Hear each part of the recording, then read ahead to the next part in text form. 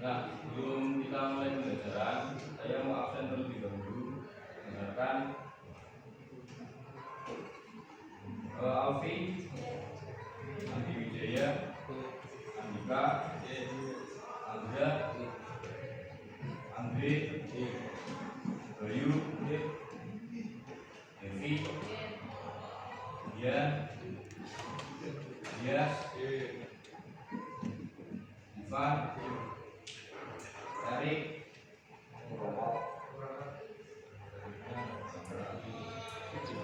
Faiz, Faris, Nabi, Heru,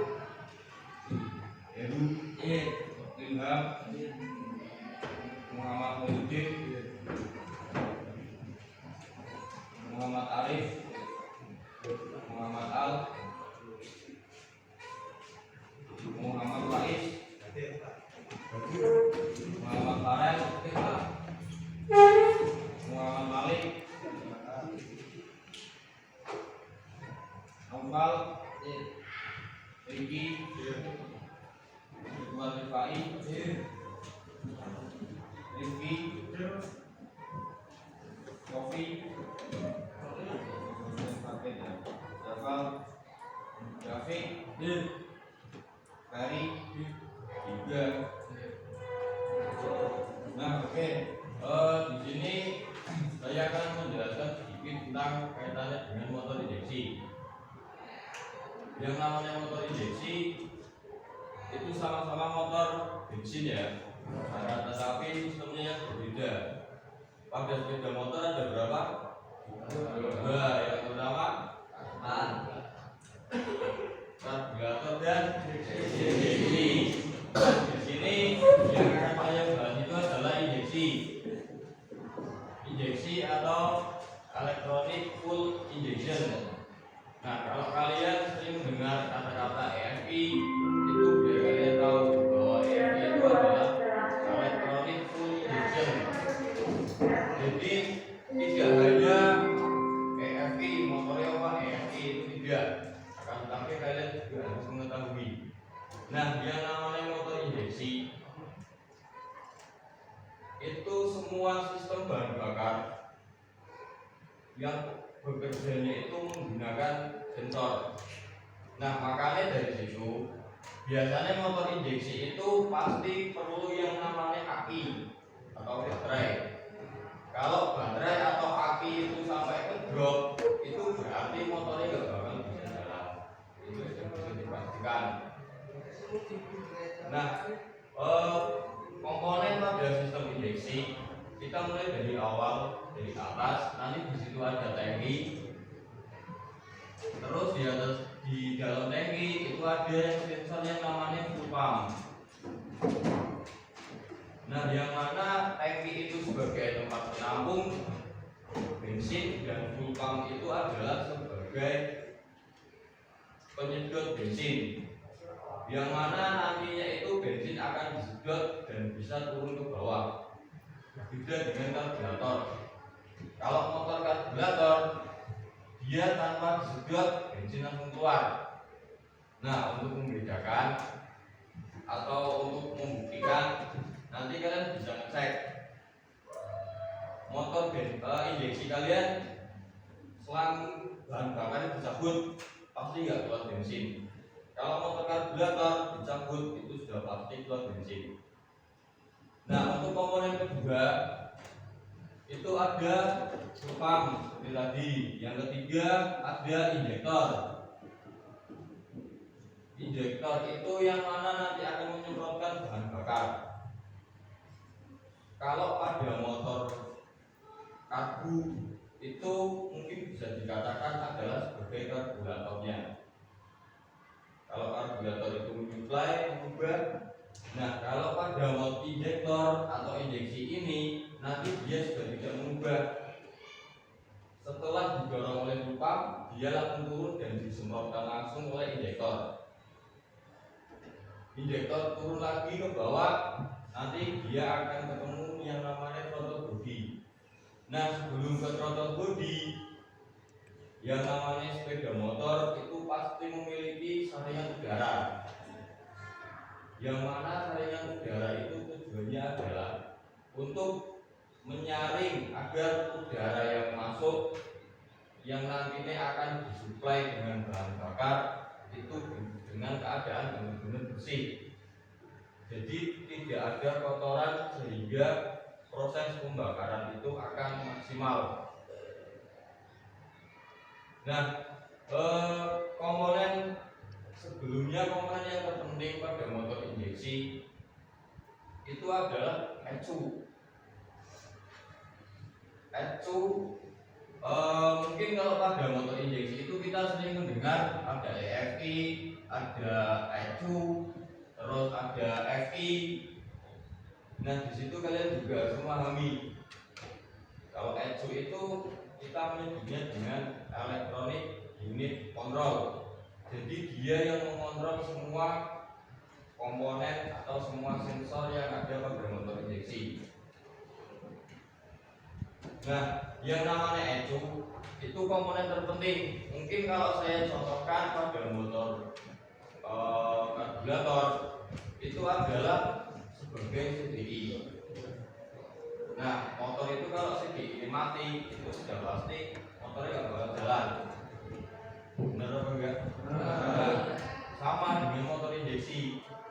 Kalau ECU-nya sampai mati, semua komponen mesin itu nggak bakal bisa jalan. Jadi bisa dikatakan ini itu sebagai sumber tenaga, sumber semuanya. Jadi semua itu dikerjakan oleh ECU. Nah, jangan sampai kalian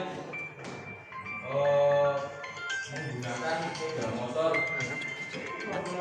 ECU-nya di mungkin iseng kabel dicabut atau mungkin nanti ECU-nya pokoknya dicabut, itu jangan sampai. Karena yang namanya motor injeksi semua sistem itu bekerja dengan sensor, bahkan sampai temperatur oli pun dia ada sensornya. Kalau mesin overhead, nanti sensornya muncul sehingga di situ ada tandanya. Kalau baterainya mau habis, sensornya muncul juga. Di situ ada indikatornya. Nah, yang namanya motor injeksi itu untuk perawatan sebenarnya mudah, karena kita tidak perlu yang namanya merawat dengan dengan mungkin dengan tertib. Yang namanya motor injeksi itu kita benerin tanpa melakukan pengecekan secara rutin, berbeda dengan karburator.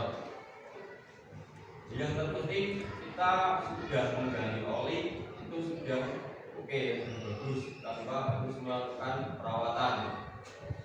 Kalaupun perawatan, kita juga tidak bisa melihat apa yang dirawat, karena nanti untuk perawatan motor injeksi itu kita tidak bisa manual, tidak bisa dibongkar terus diperbaiki, itu tidak. Tetapi nanti menggunakan yang namanya scan injektor. Jadi nanti disitu kelihatan semua, mulai dari kerusakannya, mulai dari tegangan baterai, pokoknya semua komponen nanti disitu kelihatan. Kalaupun ada kerusakan, itu pasti sudah bisa kita deteksi, sehingga kita hanya perlu mengganti, tidak ada perbaikan. Nah, yang namanya sensor itu kan nggak mungkin kita ganti kan. Kalau ganti mau ganti ini bagaimana? Mau memperbaiki sensor bukan susah. Makanya biasanya motor injeksi kalau terjadi kerusakan, solusi utamanya itu adalah mengganti, sehingga untuk perawatannya pun mudah dan jarang sekali mengalami kerusakan. Terus untuk kelebihan yang selanjutnya, yang namanya motor injeksi itu sudah pasti bahan bakarnya hemat atau irit, beda dengan karburator. Kalau bahan bakar karburator mungkin kita bisa setting, mau setting boros, setting hemat, setting irit, mungkin bahasa kitanya setting banter, itu bisa. Tapi motor injeksi nggak bisa. Jadi untuk setting semua itu sudah dikerjakan oleh sensor. Nah, keuntungannya lagi, yang namanya motor injeksi itu ramah lingkungan. Ya. Karena motor injeksi itu sebelum dia keluar sisa pembakaran, dia sudah disuplai terlebih dahulu.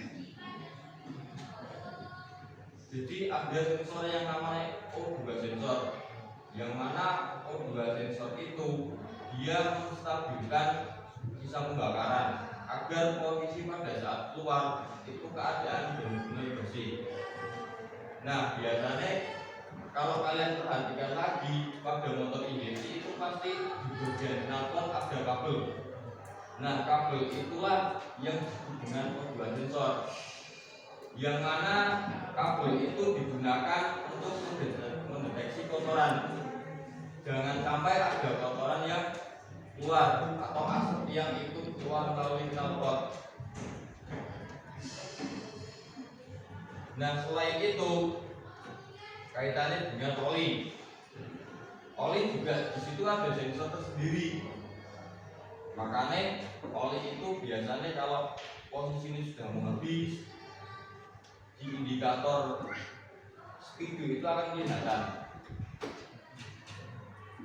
Jadi kita itu tanpa mengecek sebenarnya, tanpa membongkar indikator itu sudah kelihatan semua. Injeksi ini rusak, itu ada tangannya. Akhirnya baterainya sudah lowbat, di situ juga ada indikatornya. Terus olinya mau habis, di situ juga ada indikatornya. Nah, yang perlu diperhatikan lagi, ini khusus untuk sepeda motor Scoopy keluaran 2021. Nah, motor Scoopy 2021 itu kalau kalian perhatikan olinya itu tidak sampai 800, dia hanya 650. Sehingga kita perlu mengganti oli itu mungkin tidak hanya 1 bulan sekali, mungkin 1 bulan bisa 2 kali, karena kapasitas olinya kecil, berbeda dengan motor pada umumnya. Kalau motor pada umumnya itu kan kapasitasnya dia memiliki 800. Nah, kalau pada motor itu tidak ada 800, hanya 650. Oke, selain itu mungkin kalau kita bandingkan lagi dengan motor karburator itu kita bisa menyesuaikan sesuai keinginan kita. Seperti tadi, misalnya kita mau posisi di setelan motor berbut bisa. Nah, kalau pada motor injeksi kok sampai setelannya berbut kurang stasioner, itu berarti injeksi kalian bermasalah. Karena pada motor injeksi itu tidak ada yang namanya manual. Semuanya itu sudah dikerjakan oleh sistem, atau yang mengatur itu adalah ECU ini. Jadi ECU itu sebagai otaknya, dia mengatur semua komponen injeksi. Nah, maka dari itu yang namanya ECU ini juga jangan sampai terjadi kerusakan. ECU ini mungkin kalau terjadi kerusakan satu komponen lumayan kalau kita mau lihat dari ruangannya. Nah, bahkan sampai kelistrikan, misal kelistrikannya bermasalah, nanti kita di scan aja, itu akan kelihatan semua. Pada intinya itu yang namanya motor injeksi, entah itu perawatan ataupun penggunaan, itu lebih ringan dan lebih ringkas. Nah, bengkel pun biasanya itu lebih suka servis injeksi, servisnya mudah tapi biayanya mahal atau tinggi. Beda dengan motor karburator. Karburator harus bongkar, harus nyeting, pasti dia biayanya lebih rendah ketimbang motor injeksi. Nah, untuk perkembangan selanjutnya setelah injeksi itu akan muncul, mungkin sekarang itu udah ramai yang namanya motor listrik. Motor listrik lebih ringan dan lebih ringkas lagi dibandingkan dengan motor injeksi, karena motor listrik tidak perlu yang namanya perawatan. Dia hanya ngecas baterai, ganti kampas, sudah selesai. Jadi semakin ke depan sepeda motor itu mungkin